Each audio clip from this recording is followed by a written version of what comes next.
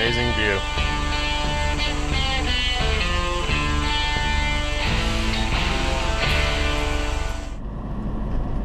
Hey YouTube, Mark here, and I'd like to talk about safety today and what gear you'll need to be safe while you're longboarding. Safe skateboarding. Now, I need to be safe when I skateboard.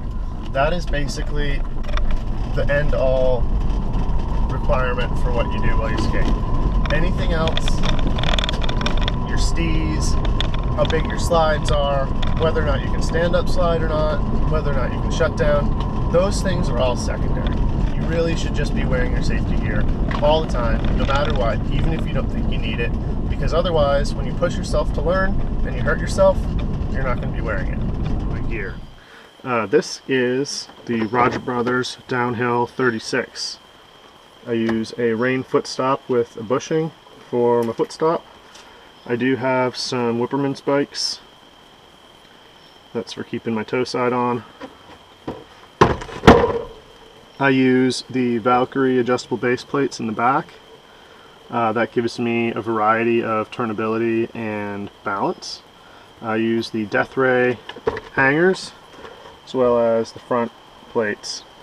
I do have wedges in here to give me a little bit of vibration resistance, because this is a full aluminum board and it does vibrate if it's metal on metal. This is some artwork my friend and I did. I helped him make a vinyl. This is his old board. This is his artwork. This is another one of his pieces. Very nice. I use the William Royce wheels. These are 82As. Nice and soft, great for sliding. GForm is one of the better underpant type pads out there today. They are made of a sectioned off foam that when hit acts like the non-Newtonian fluids and hardens up. It does not slide, so it won't replace your hard shell type knee pads or elbow pads, but it will keep you from blasting your ass or your elbows or your knee with an impact from the pavement, which is pretty prime. These are my crash pads, GForm crash shorts.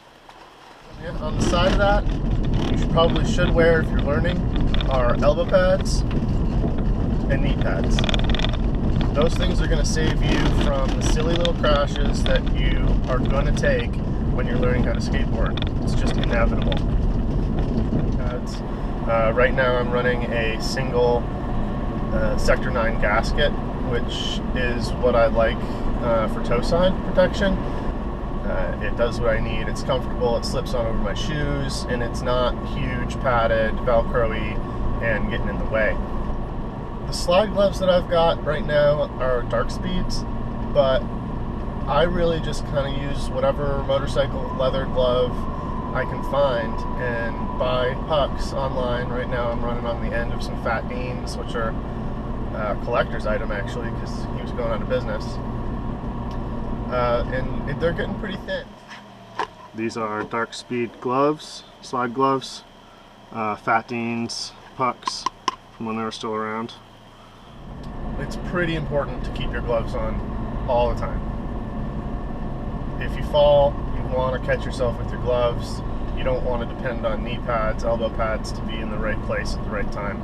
You want to just keep your hands towards the pavement all the time. And this is my helmet, T8 Racer. Pretty standard, full face. Fits comfortably. I don't use the visor because it fogs up. Fits pretty well, though they do run small. T8 Racer helmet. It's one of the cheaper ones on the market. I think the price just went down a little bit. And that helmet will basically protect your face and keep it pretty for the rest of your life. Spine protectors keep your back safe. And these days, the events really want you to have spine protectors. If you are worried about your spine, you should have a spine protector. you're worried about your skin, you should have leathers like everybody at an event does. Like motorcycle leathers, which are secondhand, what I use. It's very easy to find them, pretty cheap, about $200, runs you a suit.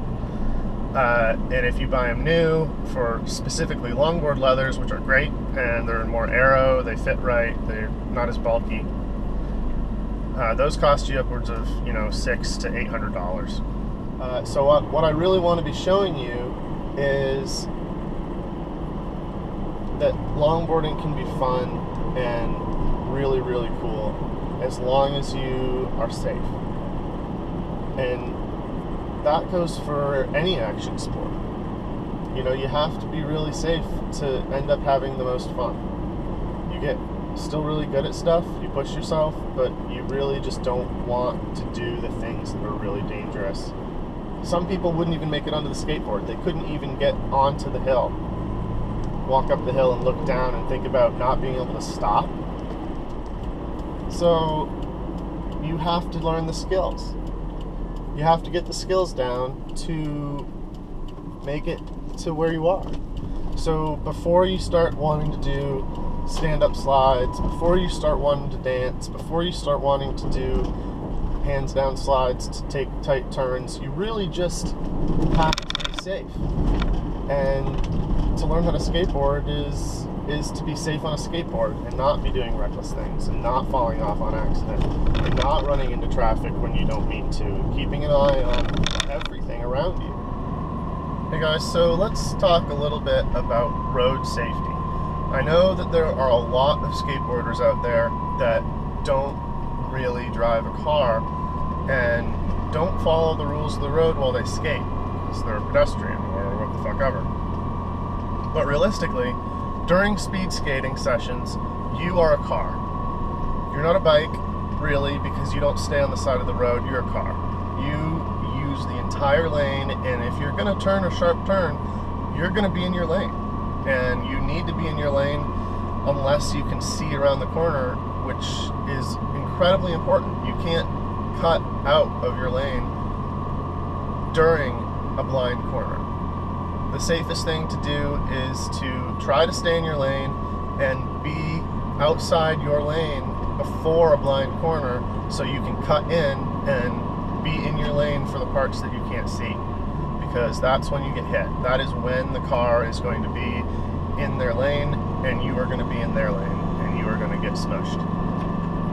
So when it really comes down to it, you have to know what the road looks like. You need to know that you can get to that spot if you want to go fast. If you can't go fast on the road and you don't think that you can make it through the line, then you need to slide. And if you can't shut down to slide, you can't put your hands down on the ground to slide, you're not ready to go fast. You really shouldn't be going faster than what you know how to slide at. And you should always know a shutdown slide, either toe side or heel side, whatever you're most comfortable with. When you're skateboarding on a hill, safety also entails what you see, where you are, and where you are in conjunction to any other cars on the hill. To be safe, when you're doing speedboarding, it is really good to have a follow driver. Follow drivers will bring you to the top of the hill again. If you're going more than 2 miles, you don't want to walk it. It's going to take forever. So your follow rider will be there to protect you from any cars that want to go faster than you. They'll be there to block their way. Hopefully the other cars aren't just going to be dicks and pass them, because they're going to do the same thing to you in that case. That follow driver can also film, and that follow driver is going to bring you to the top of the hill because they're awesome. Now, it's really good to compensate your follow drivers with love, hugs, anything, free food. They appreciate it. And if you're using their car, you want to get them gas at least. The follow driver is also there from keeping the oncoming cars from coming at you in your lane, because people like to do that on big turns. They like to be in the other lane because everybody loves to take that apex. So that follow driver is pretty important. He will save your life. If you don't have one, you have to be more safe about where you are on the road. You can't just carve out a turn. If someone's trying to pass you, they're trying to pass you, and you need to stay as close to the side of the road as possible. Now, the oncoming traffic sometimes tries to be in your lane, but realistically, you've got an entire road and you're much smaller than a car. So as long as you're using your mind, you're looking at the road ahead of you, you're thinking about where the cars could be on a turn, if it's blind or not. Don't do a crazy, steezy toe side slide, 200 feet in front of them, because then they don't know if you're going to be in your lane or not. And it makes them feel unsafe, and it scares them and turns them off from the sport that we all love. So you got to be conscientious. Is to learn how to foot brake. Foot brake is the easiest way to get yourself to slow down in a situation. It's basically like throwing on the brakes like if you were a car. Foot braking is a really good way to stop at the end of a run if there's a bunch of dudes around and you don't want to break the line or maybe get in their way. So foot braking slows you down in a straight line. You do look a little weird sometimes doing it. You can do it standing up or crouching, holding your board in front of you. That is a really efficient way. If you're going really fast, standing up and putting your foot down is pretty unstable. If you are good at having your skateboard stance weighted in the front, you may be okay, but there is a really good chance that the foot braking, if you are trying to foot brake hard, will drag your back foot either underneath your wheel or out from underneath you and destabilize you, which is not what you want. But that is a really good way to slow down. You can save yourself a lot of trouble if you use the foot brake instead of a slide. You brake less technically, and you're not throwing yourself out there into another lane or having a chance of sliding off because you lose traction during a slide and you can't hook back up. Well, what I want is everybody to see that skateboarding downhills is awesome and fun, and you don't have to do giant stand-up steezy slides to have fun and just coast down a run at 55 miles an hour.